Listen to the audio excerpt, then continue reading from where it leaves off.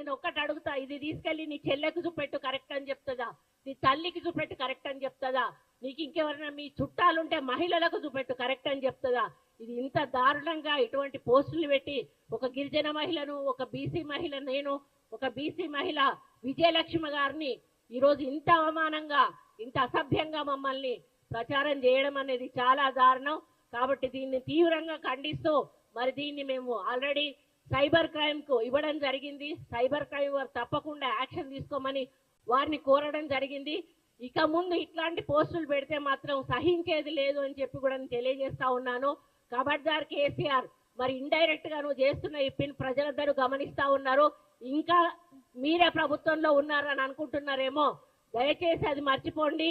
ఈరోజు కాంగ్రెస్ ప్రభుత్వం రేవంత్ రెడ్డి గారి నాయకత్వంలో ప్రజా సంక్షేమం, అభివృద్ధి, హెల్త్, ఎడ్యుకేషన్ అనే వాటిని మరి ఒక ముందుకు తీసుకుపోతున్న సమయంలో మీరు మధ్య మధ్యలో మరి ప్రభుత్వం చేస్తున్న కార్యక్రమాలు ఒప్పుకోకుండా ఇలాంటి తప్పుడు ప్రచారాలు, అసభ్యకరమైన ప్రచారాలు చేసి మరి దయచేసి మీరు ప్రజల కోపానికి ఆహుతులు కావద్దని చెప్పి హెచ్చరిస్తూ, నేను నిజంగా మానసికంగా చాలా బాధతోటి దుఃఖం వస్తా ఉంది. నాకు అసలు ఏం చేయాలో తెలియట్లేదు. నిన్నటి నుంచి కూడా నిన్న ఏడ్ చేశా, నాకు అది చూడంగానే ఏడుపు వచ్చేసింది. ఇది చాలా బాధాకరం. దీన్ని దయచేసి మీడియా మిత్రులందరూ కూడా, మనకు ఫ్యామిలీలు ఉంటాయి, మనకు మహిళలు ఉంటారు. బయటికి పోతే మన అర్ధరాత్రి ఆడవాళ్ళు బయటికి పోయినప్పుడే మనకు నిజమైన స్వాతంత్రం వచ్చిందని ఆనాడు మహాత్మా గాంధీ చెప్పాడు. కానీ ఈరోజు నాలాంటి మహిళ ఇంట్లో కూడా ఉండలేనటువంటి పరిస్థితి ఈ టీఆర్ఎస్ నాయకులు, బీఆర్ఎస్ నాయకులు మరి సోషల్ మీడియా ద్వారా తీసుకొస్తా ఉన్నారు. కాబట్టి దీనికి ఎక్కడొక దగ్గర అంతం పలకాల్సిన అవసరం ఉన్నది. నేను ఇదే అంతం కావాలని కోరుకుంటా ఉన్నాను.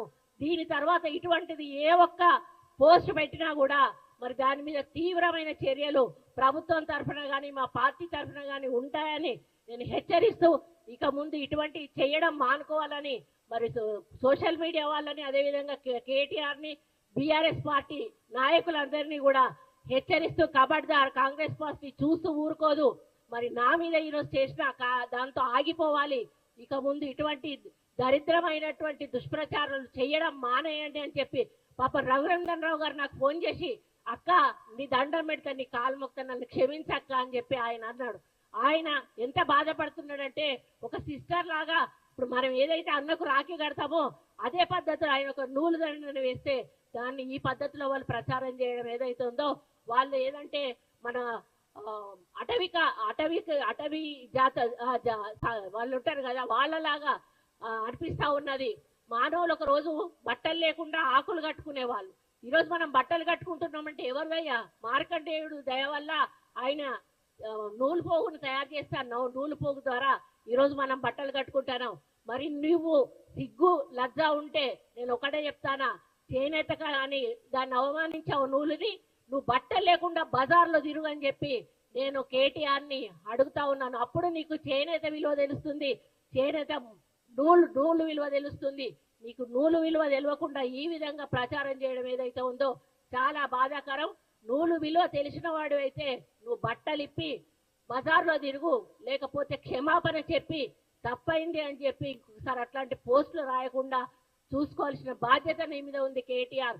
ఒకవేళ నువ్వు చేయకపోతే ఇంకోసారి ఇట్లాంటి పోస్టులు పెడితే నిన్ను బట్టలిప్పించి ఉరికిచ్చే కార్యక్రమం తప్పకుండా కాంగ్రెస్ పార్టీ కార్యకర్తలు, నాయకులు చేస్తారనే విషయాన్ని మరి మర్చిపోవద్దు అని హెచ్చరిస్తూ, మరి నేను దీన్ని చాలా తీవ్రంగా ఖండిస్తూ, మనస్తాపం చెందుతూ మరి అన్నీ కూడా ఇక ముందు జరగొద్దని కోరుకుంటూ సెలవు తీసుకుంటా ఉన్నా.